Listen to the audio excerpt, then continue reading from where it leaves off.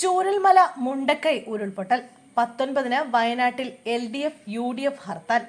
ചൂരൽമല മുണ്ടക്കൈ ഉരുൾപൊട്ടൽ ദുരിതബാധിതർക്കുള്ള പുനരധിവാസ വിഷയത്തിൽ നവംബർ 19-ന് വയനാട്ടിൽ UDF-ഉം LDF-ഉം ഹർത്താൽ പ്രഖ്യാപിച്ചു. രാവിലെ 6 മുതൽ വൈകിട്ട് 6 വരെയാണ് ഹർത്താൽ. കേന്ദ്ര സംസ്ഥാന സർക്കാരുകൾക്കെതിരെയാണ് UDF ഹർത്താൽ. കേന്ദ്ര സഹായം ലഭിക്കാത്തതിൽ പ്രതിഷേധിച്ചാണ് LDF ഹർത്താലിന് ആഹ്വാനം ചെയ്തത്. പുനരധിവാസം നീളുന്നത് കയ്യും കെട്ടി നോക്കിയിരിക്കാനാവില്ലെന്ന് ടി സിദ്ദിഖ് MLA പറഞ്ഞു. കേന്ദ്ര സർക്കാരിന്റെ ഇക്കാര്യത്തിലുള്ള സമീപനം നിഷേധാത്മകമാണെന്നും അദ്ദേഹം പറഞ്ഞു. ചൂരൽമല മുണ്ടക്കൈ ദുരന്തത്തെ ദേശീയ ദുരന്തമായി പ്രഖ്യാപിക്കണമെന്നാവശ്യപ്പെട്ട് പ്രധാനമന്ത്രി നരേന്ദ്രമോദിക്ക് മുഖ്യമന്ത്രി പിണറായി വിജയൻ കത്തയച്ചിരുന്നു. ഇതിന് നൽകിയ മറുപടിയിലാണ് ചൂരൽമല മുണ്ടക്കൈ ഉരുൾപൊട്ടൽ ദുരന്തത്തെ ദേശീയ ദുരന്തമായി പ്രഖ്യാപിക്കാൻ കഴിയില്ലെന്ന് കേന്ദ്രം അറിയിച്ചത്.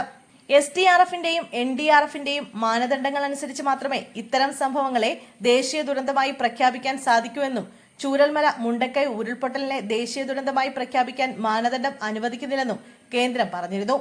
ഇന്റർ മിനിസ്റ്റീരിയൽ കമ്മിറ്റി നിർദ്ദേശിച്ചിട്ടുള്ളത് പ്രകാരം വിഷയത്തിൽ പരിശോധന നടത്തിയിട്ടുണ്ട്. ഇതനുസരിച്ചുള്ള സഹായം കേരളത്തിന് ലഭ്യമാക്കുമെന്നും കത്തിൽ ചൂണ്ടിക്കാണിക്കുന്നു. കേന്ദ്ര നിലപാടിനെതിരെ വ്യാപക വിമർശനമാണ് ഉയരുന്നത്. കേന്ദ്ര നിലപാട് അത്യന്തം അപലപനീയമാണെന്ന് ഉന്നത വിദ്യാഭ്യാസ മന്ത്രി R. ബിന്ദു പറഞ്ഞു. കേന്ദ്ര സർക്കാർ നിലപാടിനെതിരെ ശക്തമായ പ്രതിഷേധം ഉയർന്നു വരുമെന്ന് LDF കൺവീനർ TP രാമകൃഷ്ണൻ പറഞ്ഞു.